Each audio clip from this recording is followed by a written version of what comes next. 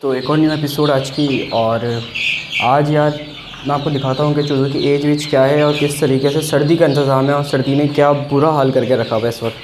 तो इसमें आपको दिखाता हूँ 4 डेज़ के चिक्स और 25 डेज़ के चिक्स। इस केज के अंदर 25 डेज़ के चिक्स हैं जो आपको दिख रहे होंगे और सही है, अच्छे खासे बड़े। इनमें आपको दिखाता हूँ, एक बाहर घूम रहा है इनका, वो ये वाला।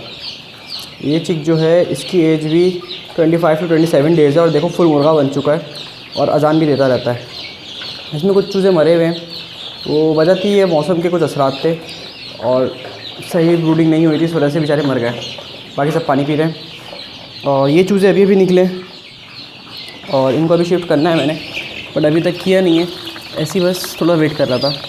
तो इसको अभी मैं इनका वीडियो रिकॉर्ड कर लूँ, फिर जब इनको शिफ्ट कर दूँगा तो रूम में गर्मी इतनी हो जाएगी कि वो कैमरा ही नहीं ऑन होता मोबाइल का, और वो यही कहता रहता है कि वो बहुत है, क्या नाम है उसका, हीट बहुत है, इस तरह की कुछ बात है। तो खैर मोबाइल हीटअप हो जाता है, तो इस वजह से वीडियो भी बंद है। ये चूज़ें दिखाता हूँ आपको। इन चूज़ों की एज है 4 डेज़ और इनकी ब्रूडिंग सही हुई है, तरीके से हुई है। ये आपके सामने है हेल्दी और एक्टिव। इसे आपको ये दिखाता हूँ, ये वाला, ये देखिए RIR का ये बेसिकली, और हेल्दी भी एक्टिव भी है, फुली शाय वाला चूज़ा ये बात आ गई। और इसके अंदर ये सेकंड ब्रूडर है, इसके अंदर भी गत्ते तोड़ के डाले हुए हैं, इसमें भी गत्ते तोड़ के डाले हुए हैं। ये भी काटन का, ये बड़ा काटन है, मजबूत काटन। तो ये दोनों इसी तरीके के खड़े हुए हैं। ये चूज़े अब इसमें शिफ्ट होंगे। उनकी एज 4 डेज़, इनकी एज आज दिन है, तो तकरीबन वो भी 12 दिन तक रहेंगे ब्रूडर में, ये भी 12 दिन तक रहेंगे।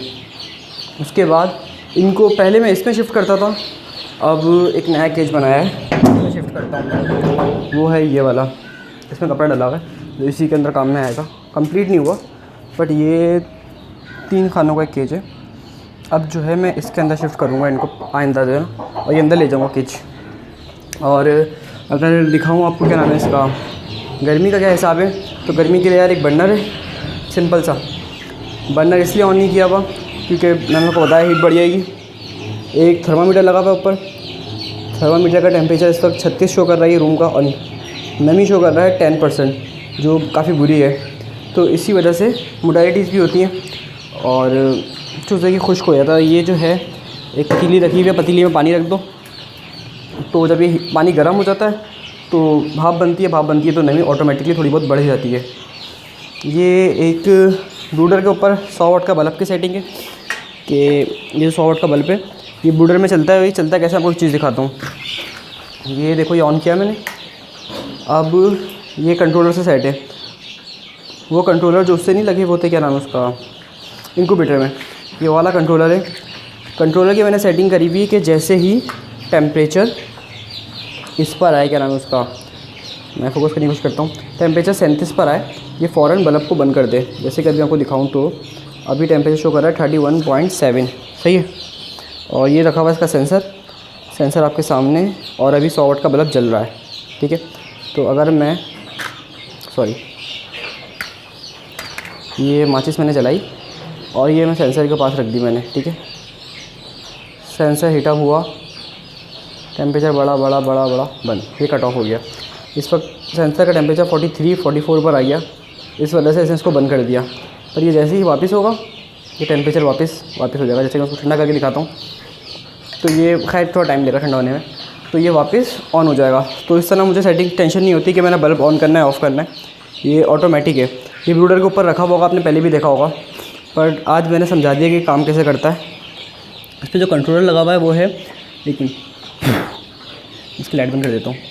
जो कंट्रोलर लगा हुआ है वो है W1209। सॉरी थोड़ा अंधेरा है, इस वजह से दिख नहीं रहा होगा आपको।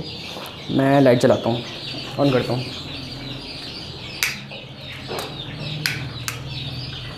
ठीक है, अब भी नहीं दिखेगा तो यार ये देखो, छोड़ो यार, 1209 है। अब नेट पर सर्च कर लेना W1209 1209, और सिंपली यार एक एडॉप्टर के साथ ये लगा हुआ है। इसकी वायरिंग बहुत इजी सी है, आप नेट पे देख लो। अगर अपना ब्रूडर बना रहे हो तो ये इसमें आपके लिए हेल्पफुल होगा।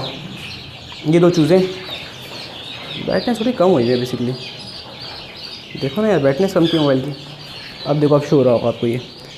तो ये है W1209 और ये चूज़ें इसके साथ। ये मुर्गा मुर्गी है, मुर्गे के पाँव में लगा हुआ है, 1 साल से हमारे पास है ये, 1 साल से नहीं, 6 टाइम से।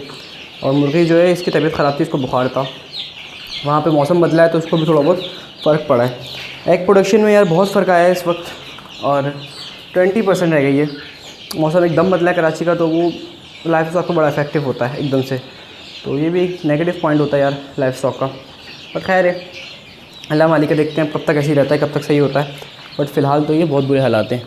ये सो रहे हैं बेचारे, छोटे चूज़े सोते ही रहते हैं नॉर्मली, और इनका साथ ऐसे ही चलता रहता है। खैर इनको शिफ्ट करना है अभी, वो मैंने आपको बता दिया। और ये इससे पहले के ब्रूडर थे जो मैंने बनाए थे, LCD बड़ी है इसमें, और ये लेकिन ये बस सही रहे, इसमें इतनी कैपेसिटी नहीं थी, इसलिए अब ये बड़े वाले, इसमें ज़्यादा कैपेसिटी बन जाएगी। और एक बंदा कह रहा था यार कि फुल टाइम एटीट्यूड होता है आपकी वीडियोस में, तो एक कमेंट मैंने देखा था 2 दिन पहले, सॉरी, जिसमें मैंने आपको अपनी HD का सेटअप दिखाया था, एक अच्छा सेटअप था। तो भाई देखो, ऐसा होता है कि एटीट्यूड नहीं होता, चीज़ें दिखाने का तरीका होता है। अब मैं कैसे दिखाऊँ आपको? अगर आप मुझे लोग कहते हैं कॉल करता हूँ तो आपका एटीट्यूड होता है, मैं पॉसिबल जितना हो सके उतना रिप्लाई दे देता हूँ। अब ये सेटअप सारा मैं खुद रन करता हूँ, ठीक है, इसमें फ़िलहाल कोई लेबर नहीं है इस वक्त, छोटा भाई है वो थोड़ी हेल्प कर देता है। तो अब उस सबको वैसे ही संभालना इतना टफ होता है। तो उसके बाद लोगों की कॉल रिसीव करके एक ही कॉमन क्वेश्चन, जिसकी मैं वीडियोस बना चुका हूँ, एक दफ़ा नहीं 10 दफ़ा, तो बंदा थोड़ा सा एंग्री हो जाता है, यार एक दफ़ा वीडियो देख लो, आपकी मेहरबानी होगी। पर लोग जो होते हैं ना, कहते नहीं आप बताएं, तो उसमें मुझे थोड़ा सा माइंड शायद ऑफ हो जाता है, गलत बात है। पर खैर आप लोगों को भी सोचना चाहिए जो लोग ऐसा करते हैं। और लोग कहते हैं यार कि वीडियोज़ जो होती हैं वो आपकी पैसों के लिए होती हैं यूट्यूब पे। तो अभी तक जो ओवरऑल अर्निंग है ना, वो आपको शो करने वाला हूँ। मुझे इस चैनल पे तकरीबन 2 साल होने वाले हैं, ठीक है, और मैं आपको दिखाता हूँ कि मेरे 2 साल में मैंने क्या कमाया है इस चैनल से। यानी अगर आपको मैं चूज़ा दिखाऊँ ना अभी इस वक्त, ये चूज़ा है 300 रुपये के हिसाब से जा रहा है, तकरीबन 250-300 रुपये के हिसाब से। वो 150 चूज़ा, ये चूज़ा 170, और ये चूज़ा 100। तो ओवरऑल अगर निकालो तो यहाँ पर 50-60 हज़ार का चूज़ा है इस वक्त, ठीक है, ज़्यादा का होगा बल्कि 100, तकरीबन ये 100-150 चूज़ा है। तो ये पड़ गया हमें 30,000, 15,000, 20,000, 30, 15, 45, 20, 55, वो 65 और ये 100, तो तकरीबन 70-80 हज़ार रुपये का चूज़ा यहाँ पर है इस वक्त। और मैंने यूट्यूब से अभी तक क्या कमाया वो भी मैं आपको बताऊँगा कुछ नेक्स्ट वीडियो में, कि अभी तक 2 साल के अंदर क्या अर्निंग हुई है ओवरऑल। तो भाई यूट्यूब की वीडियोस ऐसी होती हैं, बस टाइम पास आप लोगों के लिए होती हैं, कि आप लोगों को इन्फॉर्मेशन मिले, अपना टाइम निकाल के बंदा बनाता है। थैंक यू बोल दिया करो। खैर, और एक बंदे का एक और कमेंट था यार, मैं कोशिश करूँगा कि आपकी वीडियोस में लोगों के कमेंट्स के रिप्लाई करता रहूँ। तो खैर उसको बाद में फिर बात कर देंगे उस कमेंट की। और अब जो है यार, अगर आपको पोल्ट्री की बुक चाहिए मेरी, तो आप परचेज़ कर सकते हो। हर दफ़ा हर वीडियो में कहता हूँ 500 की है, ले लो, बहुत सारी इन्फॉर्मेशन है, सारी लिखी लिखाई मिल जाएगी, बस पढ़नी है आपने बैठ के। और जो चीज़ें मैंने सीखी हैं 2 साल में, आप वो सीख जाओगे। मैंने एक बड़े लेवल पे फार्म भी किया, घर में भी किया, सारी चीज़ें उसके अंदर हैं जी मेरी। तो यही बात थी वीडियो के यार अंदर, और मिलते हैं अपनी फिर। और पोल्ट्री बुक यार PDF फॉर्मेट में 500 रुपीज़ की है, पहले 1000 की थी, अब 500 की है, आपको पता है ये बात। और अगर किसी को चाहिए तो वो कांटेक्ट कर सकता है, व्हाट्सएप पे मुझे मैसेज कर दे इसी नंबर पे।